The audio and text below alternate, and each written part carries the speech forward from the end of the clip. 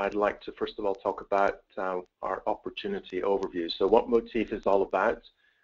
We're a pharmaceutical company focused in the antibiotic space, and specifically focusing on novel antibiotics that have been designed to be effective against bacteria that have developed resistance to several other antibiotics. Most of the time I'm going to be talking about our lead product, which is called Icloprim. Icloprim is what we call phase 3 ready, so it's ready to go into the final stage of clinical testing. Our goal is to get Icloprim into that phase 3 program before the end of this year, and we've been told by our clinical research organization, our CRO, that they can complete 2 trials within 18 months. And so we, if everything goes to plan, we hope to be able to have an approval and a commercialization event in early 2018. I'm also going to talk a little bit about our pipeline following on behind Icloprim, and we'll say something about the team. We think we've got the right team in place to be able to execute on our plan. So April was a very busy month for Motif Bio, but also I think a very successful month. We managed to successfully list on the alternative investment market here in the London Stock Exchange, and we had 2 primary objectives in terms of listing on AIM.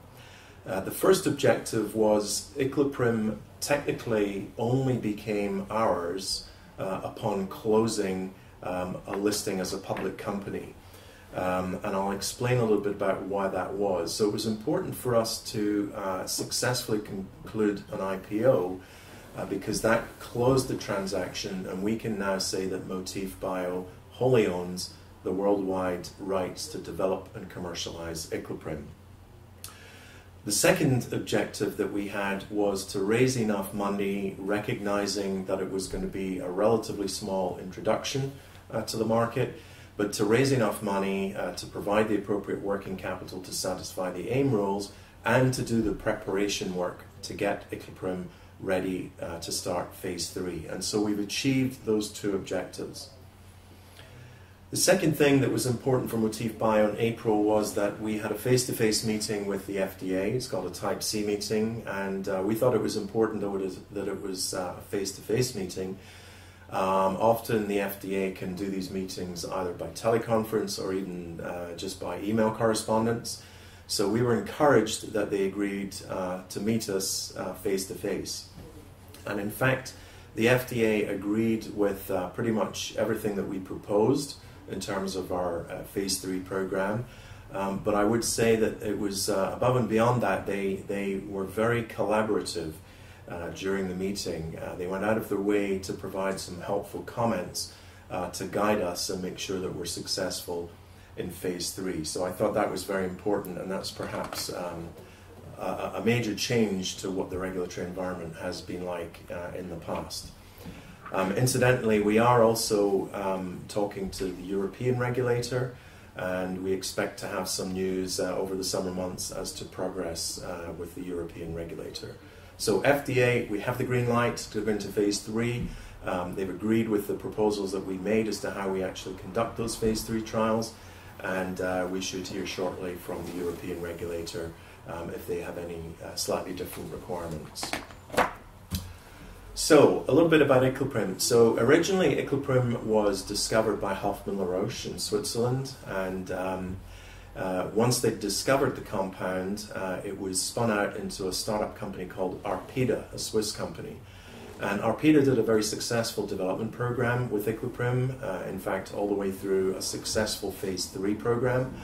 And back in 2008, Arpida submitted Icloprim to the FDA for approval. Arpida was so convinced that they were going to be receiving an approval from the FDA because they had met the predetermined endpoints that the FDA had agreed to, that in fact Arpida went ahead and at risk manufactured a launch batch of Icloprim, which now is under the ownership of Motif Bio.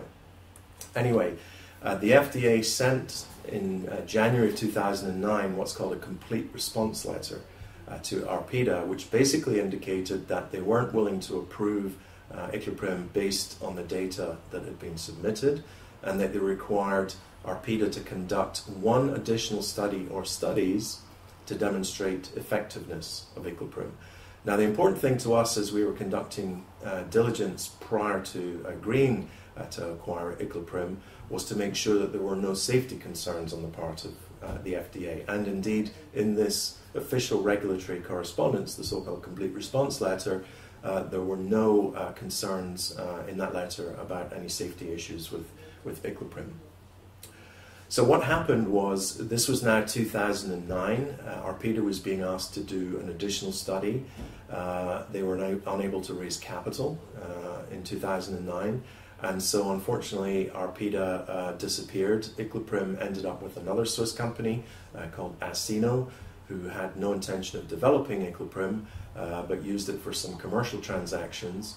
And so the Icloprim material and all the data, the regulatory correspondence has been sitting with Asino ever since, until very recently.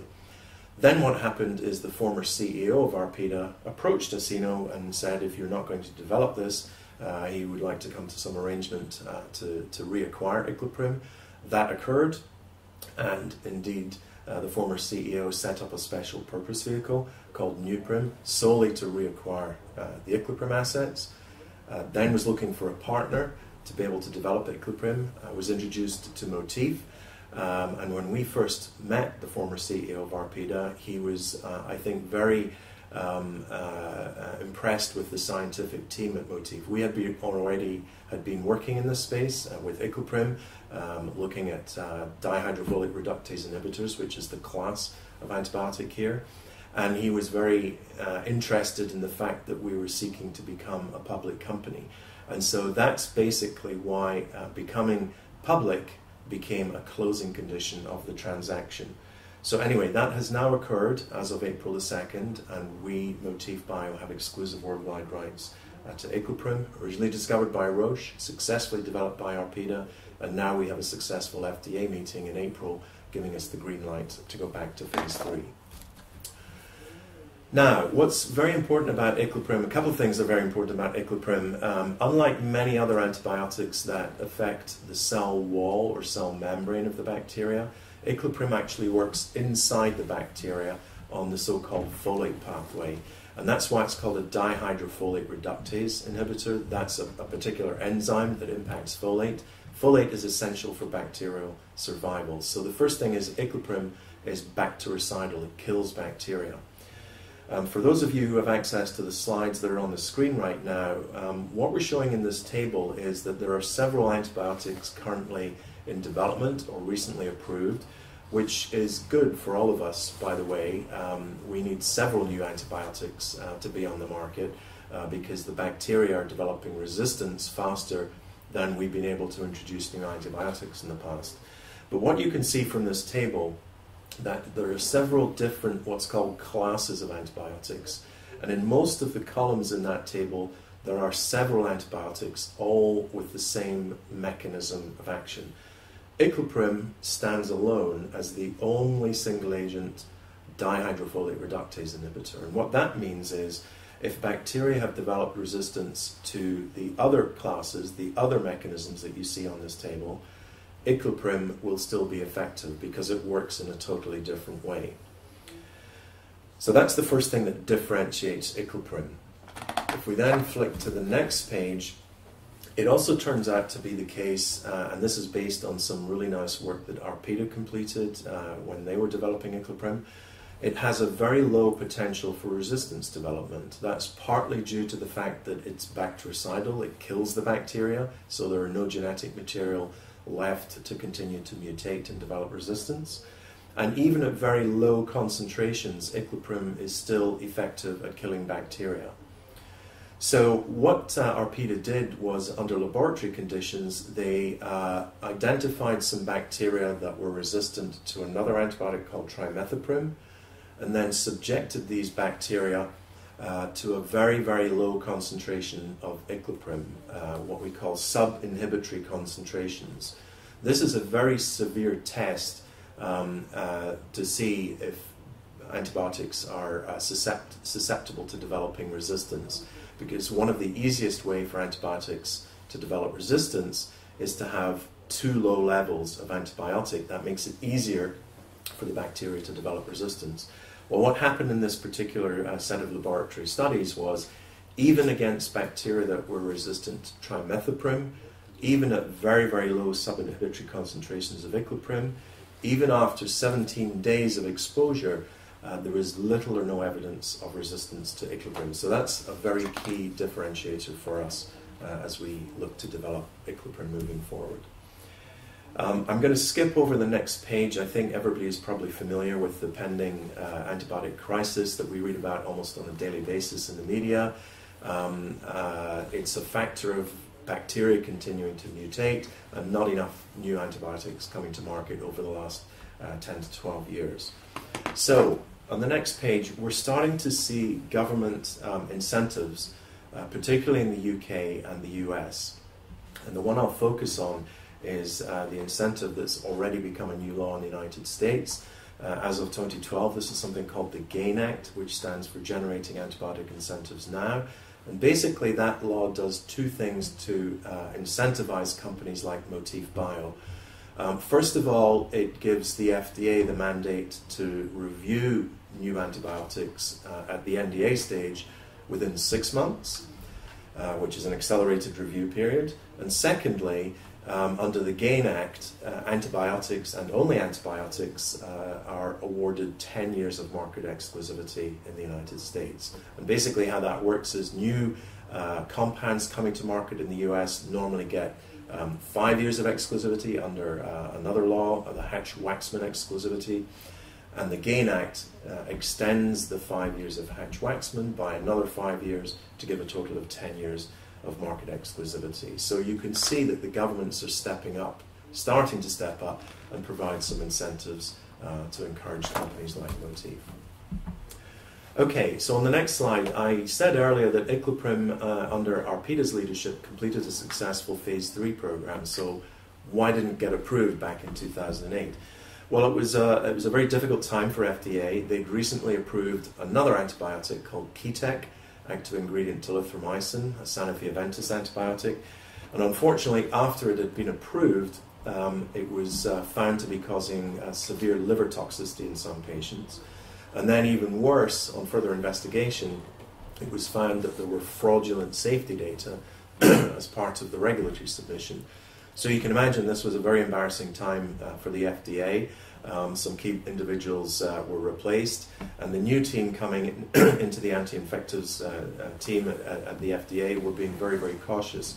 And in fact, icloprim was one of 4 antibiotics, the others listed on the slide, dalbavancin, ritavancin, nomadacycline, were all given very similar responses. In other words, we're not able to approve at the moment.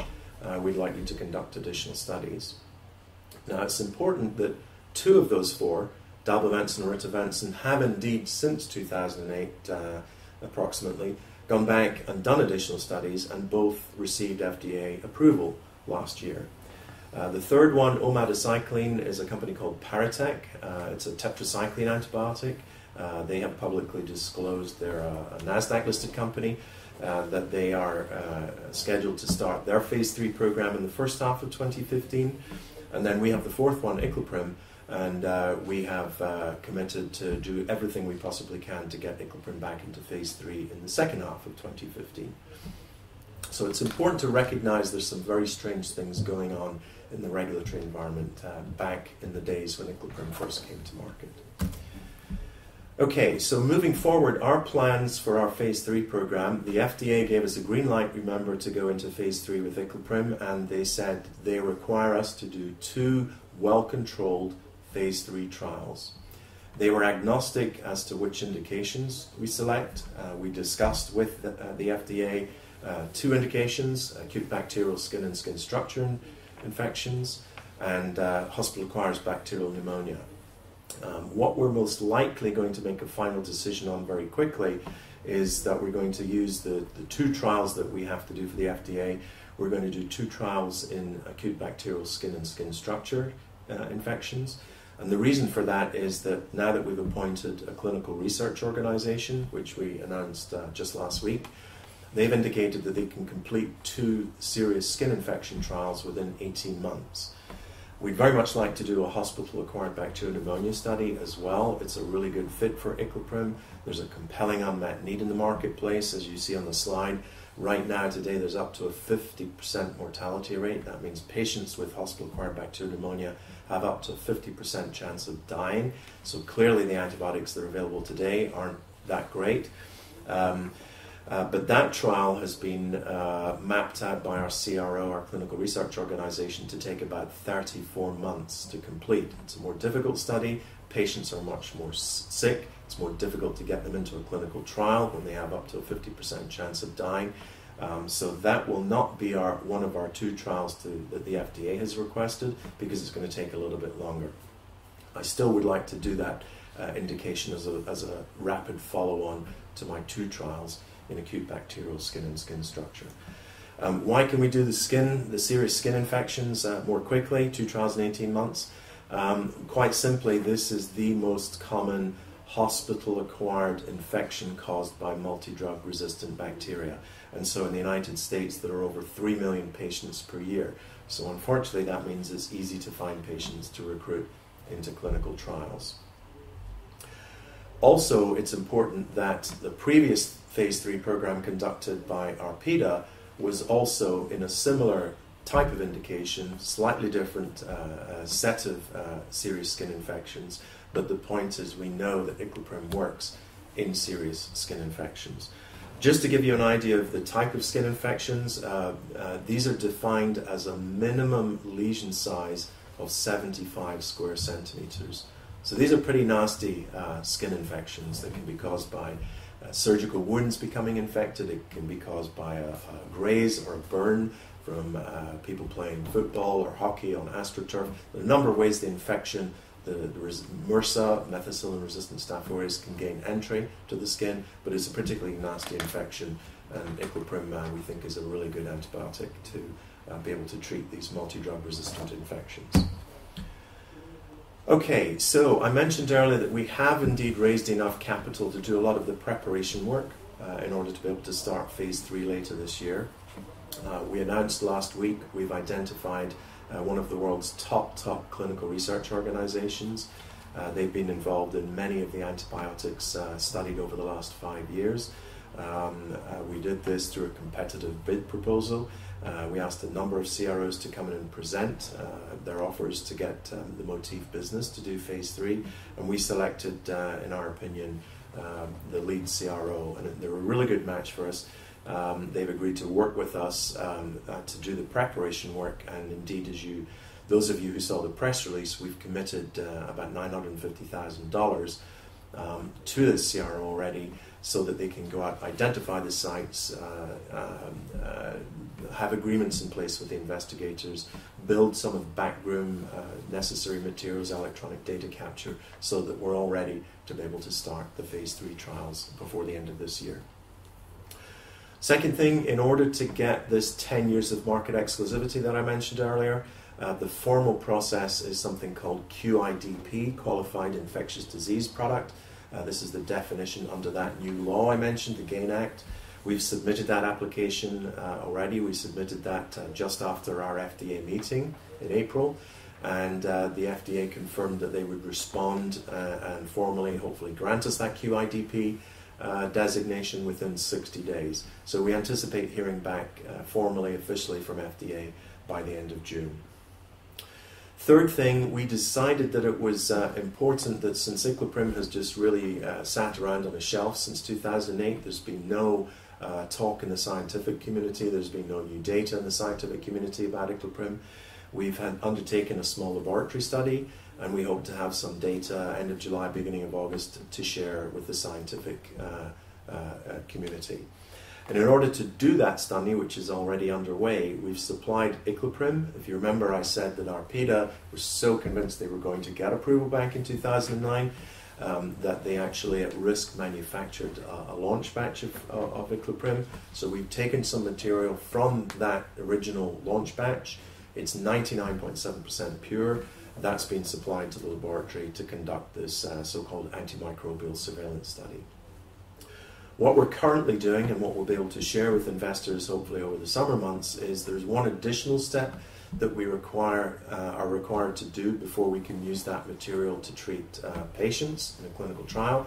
The material's been sitting around for 8 years. It looks really good, 99.7% pure, but we have to do something called a requalification process to bring it back into GMP, good manufacturing practices. We've gone back to the original manufacturer who has all the processes and protocols because they originally manufactured this material, and so we're intending to update the investor community over the summer months as to how that process is going. Very quickly on the timeline, we've really covered this already. If all goes well, we get started with the 2 skin trials before the end of this year. We'd expect to be looking for an approval from FDA and a commercialization event early 2018. You may notice on this trial that we're purposely focusing on an intravenous formulation first with Icloprim, which is the right formulation for hospital doctors and hospital infections. There is also an oral formulation of Icloprim, which requires some additional development work, but we'd like to get going on that when we're appropriately capitalized. In terms of the pipeline, we have an in-house program that we call MTF-001. That's probably about 3 years away from being ready for clinical development. We're all ready to go with that as soon as we're appropriately capitalized. Our partners in place to do the chemistry, to do the biology, and get that program quickly up and running. And then we have 3 potential other programs in our pipeline we call MTF 2, 4, and 5. These are arrangements that we have been working on with actually 2 universities, one in Europe, one in the US, that have completely novel mechanisms, antibiotics with different mechanisms to Icloprim, covering both what's called gram-positive and gram-negative bacteria. So I hope you can see we're looking to build depth and breadth behind Icloprim as our lead program. In terms of a peer comparison, did we have the stock fact sheet on board? So let me just talk a little bit about our share price. So those of you who've been following us since the listing on April the 2nd, Motif listed at a share price of 20 pence. We're somewhere in the mid-60s, at least the last time I looked today, I think 63 or thereabouts. It's been as high as 70p. So hopefully we've been able to communicate openly with investors with some regular news flow, with the progress that we've been making, and we're starting to get some recognition for the value that we have within Motif Bio with an antibiotic that's phase 3 ready. So we're continuing to look to drive that valuation upwards. In terms of a peer comparison, if we take a round number of 60 pence per share, even if we look at on a fully diluted basis, we have about 104 million shares on a fully diluted basis, so about 64 million issued, but with stock options primarily for employees and consultants and board members and some warrants. The fully diluted number is about 104 million. So at 60 pence, our market capitalization is around about £60 million today, somewhere close to $100 million. If you look at some of our comparables, Paratech, who, if you remember, I said is probably somewhere around 6 months ahead of us. They're looking to get going with their tetracycline antibiotic in the first half of 2015. They reverse merged onto NASDAQ last October, and they already have a market capitalization of over $500 million. So there's still a significant gap, although Motif has made good progress since April. We think there's a significant gap, even allowing for a difference between NASDAQ and AIM. So we're working to try and keep closing that gap. The second comparable that we think is interesting is, remember I said Icloprim was one of 4 antibiotics that was not initially approved back in that 2008-2009 time period. One of the antibiotics that has since gone back and done additional studies and has received approval was a company called Durata. The antibiotic was dalbavancin. They were approved, if I remember correctly, May of 2014, and around October 2014, Durata was acquired by another pharmaceutical company in the US called Actavis for $675 million in cash, plus I think about $135 million in CVRs, contingent value rights.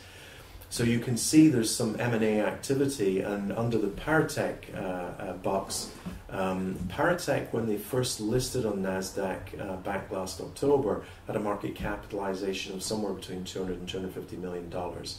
One of the reasons that they're now at $500 million is investors recognize the attractiveness of this space, subsequent to Merck & Co. Inc. closing a deal in January of this year to acquire Cubist, which is another antibiotic company, for $9.5 billion. So that really pulled the whole segment up, certainly on NASDAQ. And then the two other comparable companies, Sempra and Tetraphase. Each of those two companies have completed the first of two phase 3 trials with their antibiotics, have yet to complete the second phase 3 trial, and already the market caps are somewhere around 1.5 to 1.6 billion. So we really see this as an attractive space for investors, and of course it's our goal to look to be able to get Motif to be a true comparable to some of these companies. I'm going to skip over the management team because I want to make sure we have plenty of time for questions, but we're trying to keep things really lean as we get going with Motif. 2 full-time employees right now, myself and a chief medical officer, right now part-time CFO. You can see on the next slide our non-execs, our board, a really nice balance between finance experts, senior pharmaceutical executives, and 2 clinicians. So that's basically the Motif story in a nutshell, and look forward to answering some of your questions. Great, thank you very much, Graham. We have a number of questions, but to remind people, do please input them, excuse me, if you have some more. First up, question that comes from Paul, and he's curious in terms of the increased regulatory, or hopefully increased regulatory flexibility from the FDA. Do you see that as being a global phenomenon? You mentioned that you've got talks going in Europe, but is it global when you look back to the failure of Icloprim to pass its trials last time on safety issues? Well, I think we have to be clear. Regulatory authorities around the world are never going to skim on safety matters. It's very important when you have new compounds coming to market that the regulatory authorities are absolutely certain that the so-called risk-benefit profile, including the safety profile, is appropriate for the new medicine that's coming to market. That being said, the FDA was clearly in a collaborative mood when we met with them. They gave us several helpful tips based on their prior review of the data, gave us some ideas of how we should look to conduct the phase 3 trials, and early indications are that we're going to have a similarly collaborative arrangement with the European regulatory authorities, but we've just embarked upon that, so I really can't give any additional information about the European scene. Okay, thank you. Right, Ivan is curious. You do work in a fast-moving sector. Back in April, at the time of the IPO, he felt that you were expecting tremendous interest from other pharmaceutical companies to indeed partner with Motif. How do you assess that level of confidence in their interest as we move into June? Yeah, so Motif Bio is actually exploring 4 different avenues to be able to fund our clinical trials. And the first one is indeed seeking strategic partnerships with other pharmaceutical companies. We were selected to present as Motif Bio at the BioEquity Conference in Vienna last month. That went very well. We got some nice exposure to some of the other pharma companies that were in Vienna. And actually next week we've also been selected to present at what's called the Bio 2015 conference in Philadelphia. So that's giving us really good exposure to some pharma companies that could be interested in the antibiotic space and interested in Icloprim. Now, remember, we've only just started talking to potential partners because we couldn't talk before April the 2nd when we listed, because we didn't own Icloprim until we closed the transaction. So we're really just getting going with these discussions. If you look at the M&A activity, which I just went through, the Merck Cubist deal, the Actavis Durata deal, the fact that Merck & Co. Inc. has come back as a big pharma company into the antibiotic space certainly leads me to believe that there are going to be companies out there that are very interested in partnering with us. And we're looking at two ways to partner on Equiprim. There's a nice case study from fairly recently, 2012, where an antibiotic company called Trius, Trius, was able to do a deal with Bayer in Germany in phase 3, where Trius granted the commercialization rights for their antibiotic to Bayer for a deal that was in total value $93 million, and $25 million was upfront. So that would be a very helpful addition to Motif Bio if we had some similar partnership arrangement where we were giving up commercialization rights to some non-strategic geographies such as Africa, perhaps Asia, perhaps Latin America, in return for an upfront fee. So that's the first thing that we're exploring. The second thing that we're actively exploring is what's called non-dilutive government grant money. We're engaging with the Wellcome Trust in the United Kingdom, and we're engaging with a group called BARDA together with the NIH, NIAID in the US, part of the US government. BARDA is interested in so-called bioterrorism threats. It turns out to be the case that Equiprim has some activity against the causal agent of anthrax. And the reason that we're interested in BARDA in particular is the two other companies in phase 3 that I mentioned, Sempra and Tetraphase, each received between $50 and $60 million from BARDA right around the time of phase 3. So we think there could be opportunities for Motif Bio indeed to get some non-dilutive grant funding from one or both of these government sources. The third thing is, if our valuation continues to improve and it makes sense to go back to the market in a non-dilutive way, then we will certainly explore that opportunity. And the fourth way is we've been approached by a number of debt financiers, and again, if it makes sense, it's the right thing to do. That's one of the, so I've gone through the 4 different avenues that we're exploring and able to fund the phase 3 program. And I guess most likely we're going to end up with a mix of one or more of those 4 different avenues. Thank you. You very cunningly answered the next question already, Graham. So telepathy, clearly one of your skills as well. So for your question, Wojciech, a variety of financing mechanisms appear to be open, and we'll see which is most suitable in the development. Another question from Wojciech, and indeed, Graham, you referred to the NASDAQ valuation gap. So he's curious whether the board are considering a dual listing. He does not specifically state NASDAQ, as he has seen this rumoured on bulletin boards. So 2 things. AIM is, I would say, surpassing our expectations so far. As I say, to go from 20p to 60s within 2 months and a little bit is, the trend is in the right direction, let me put it that way.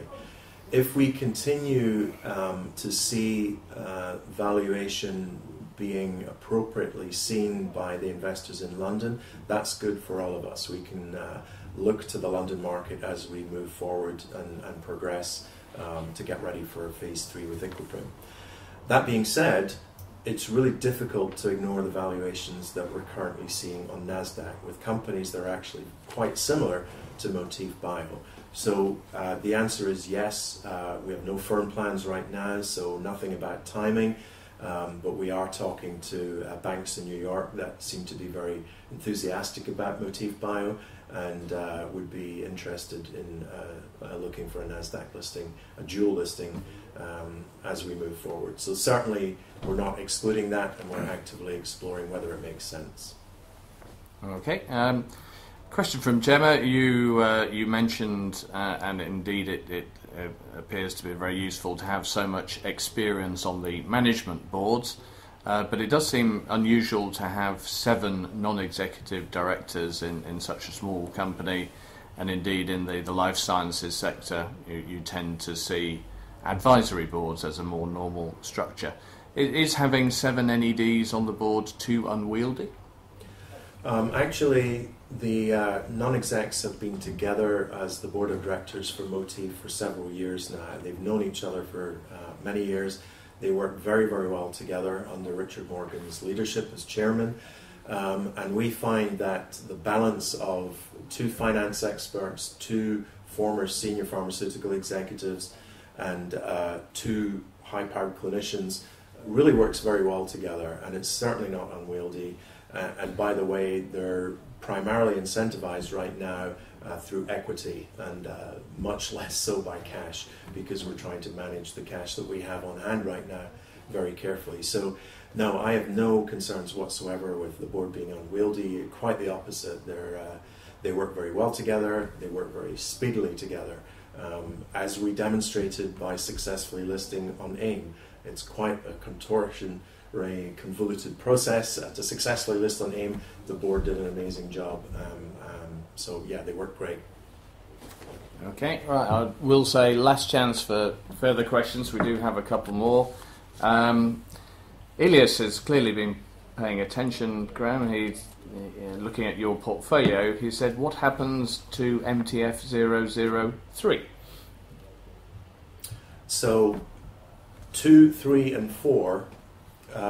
What is he calling out what we've put on the slide? Let me just double check so I get my facts. I think we've right. got 1, 2, 4, and 5. So. It's a convention as to what we've done with the numbering. It happens to be the case that 002 is linked to one university, and there was a potential to have another program which would have been 003, and then 4 and 5 are coming from a separate university. So I wouldn't get hung up on the convention that we've used for the numbering. Okay, a question from Tim, who is a happy shareholder. I'm not surprised. He has seen brokers' estimates on the cost of a 10-day course of Icloprim at an amount of approximately $3,600. A course of another similar antibiotic that is on patent is, according to him, typically $2,000. So perhaps you could explain why people are thinking that there is a price premium. Right, so since the question's in dollars, let's talk about the US marketplace. So in a hospital setting, brand antibiotics in the US are around $350 a day today.